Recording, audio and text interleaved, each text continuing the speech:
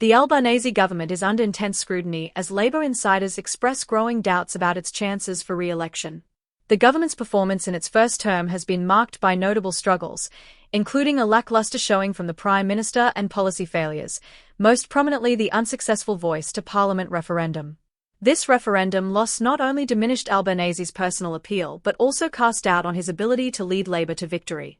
Despite the grim outlook, there remains a clear path forward for the government, one that relies on regaining voter trust through effective communication and a sharp focus on its key achievements.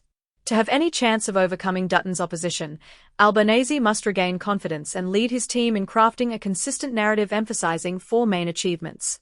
Protecting workers' wages. Labour has enacted new laws aimed at safeguarding wages, though criticisms persist that these policies are hindering businesses during a fragile economic period. Budget surpluses. The government achieved 2 consecutive budget surpluses, a feat not seen in recent years. While these surpluses were driven by rising commodity prices, they reflect sound fiscal management. Reducing inflation.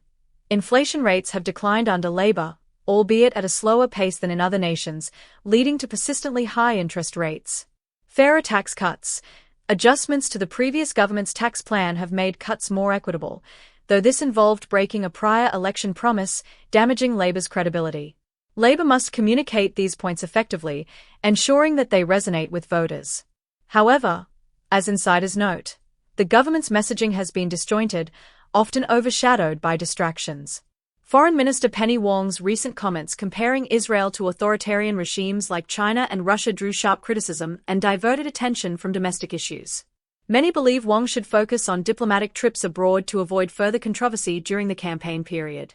Polling paints a bleak picture for Labour. A recent Resolve poll shows its primary vote at just 27%, with research from Redbridge predicting a 98% likelihood of a hung parliament. Alarmingly, it even suggests Peter Dutton could form a minority government more easily than Albanese. Labour's members have grown restless, openly lamenting the government's failure to deliver a cohesive message. 4 months, party leaders promised that a turnaround was on the horizon, but these claims now ring hollow.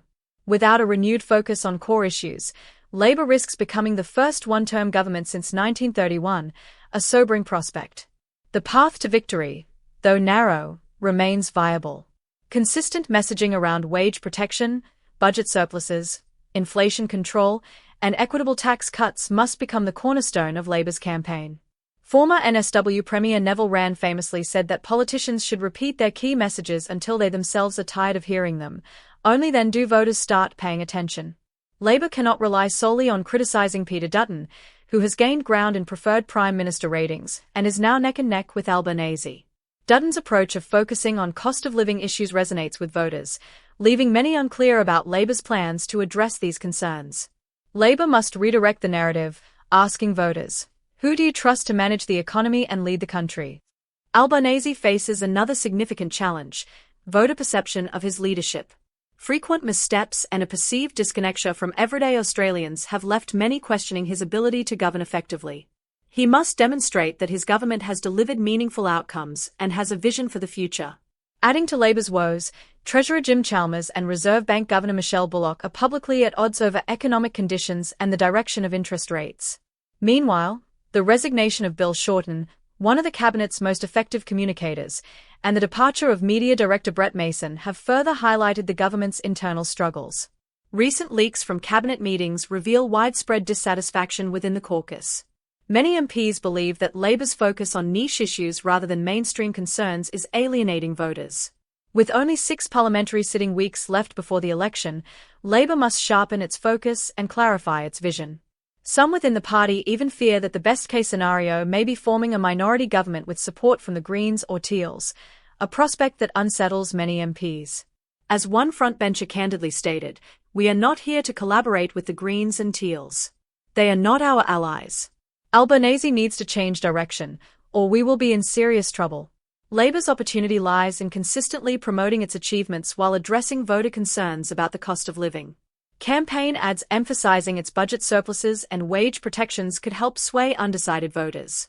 While criticism of Dutton's policies may play a role, it is not a substitute for presenting a clear, compelling vision for the future. As the election approaches, both major parties are locked in a tight contest. With polls showing a near 50-50 split in the two-party preferred vote, Labour has little room for error. The stakes couldn't be higher. That's it for today's analysis on Aussie Pulse. If you enjoyed this breakdown or want to stay updated on Australian politics, don't forget to like, subscribe, and hit the notification bell. Stay tuned for more insights on the stories shaping our nation.